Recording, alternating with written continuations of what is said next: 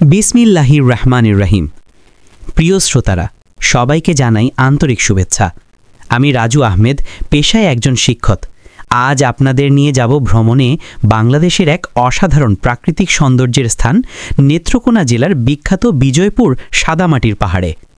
বন্ধুরা, প্রতিদিন তো আমরা চারপাশে ধুলো, মাটি, লালচে মাটির রাস্তা আর সবুজ মাঠ দেখি, কিন্তু যদি হঠাৎ কোনো জায়গায় গিয়ে দেখেন দুধের মতো সাদা পাহাড়, দূর থেকে মনে হবে বরফে ঢাকা কোনো টিলা দাঁড়িয়ে আছে। অথচ এটি বরফ নয়, প্রকৃতির দেয়া অদ্ভুত সুন্দর এক উপহার, সাদামাটি, যাকে বলা হয় চায়না ক্লে। এখানকার মাটি এতটাই কোমল ও উজ্জ্বল যে চোখ ফেরানোই কঠিন। এই মাটি বাংলাদেশে বিভিন্ন শিল্পে ব্যবহৃত হয়। টাইলস, সিরামিক, চায়না বাসন তৈরি হয় এখান থেকে। কিন্তু ভ্রমণকারীদের কাছে এগুলো শুধু শিল্পের উপাদান নয়, বরং প্রকৃতির এক অনন্য সৌন্দর্য। বিজয়পুরের অন্যতম আকর্ষণ হলো এটি বাংলাদেশের সীমান্তবর্তী এলাকা। এখান থেকে ভারতের পাহাড়গুলো চোখের সামনে পরিষ্কার দেখা যায়। পাহাড়ের গায়ে সবুজ বন, দূরের দৃশ্য আর পাশে দাঁড়িয়ে সীমান্তের পরিবেশ, এসব মিলে যেন এক অপূর্ব চিত্রকলা। সীমান্তে দাঁড়িয়ে চারপাশের প্রকৃতি দেখলে মনে হয় আমরা সবাই একই আকাশের নিচে একই প্রকৃতির সন্তান। চারদিকে ঘন সবুজ অরণ্য, মাঝে মাঝে পাহাড়ি ঝোপঝাড়, আর তার মধ্যে উজ্জ্বল সাদামাটির টিলা।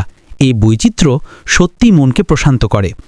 দুপুরে সূর্যের আলো যখন পাহাড়ে পড়ে, পুরো এলাকা ঝকঝকে আলোয় ভরে ওঠে। আবার বিকেলের সময় যখন সূর্য ডুবে যায়, তখন পাহাড়গুলো সোনালি আভায় জ্বলে ওঠে, যা চোখে দেখলে আর ভাষায় বোঝানো যায় না।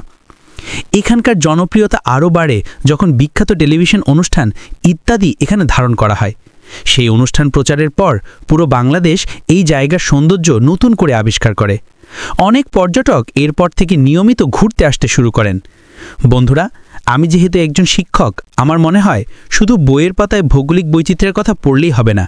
আমাদের উচিত প্রকৃতিতে গিয়ে সেগুলো দেখা। যেমন এই সাদামাটির পাহাড় আমাদের শেখায় যে বাংলাদেশ ছোট হলেও এর ভেতরে রয়েছে অসাধারণ বৈচিত্র্য। আর প্রকৃতির কাছে গেলে মনও শান্ত হয়, নতুন করে বাঁচার অনুপ্রেরণা পাওয়া যায়। তবে একটা কথা মনে রাখা জরুরি, আমরা যখন প্রকৃতির সৌন্দর্য উপভোগ করতে যাই, তখন যেন প্রকৃতিকে নষ্ট না করি। ময়লা আবর্জনা ফেলবো না, পাহাড় থেকে মাটি কেটে নিয়ে আসবো না।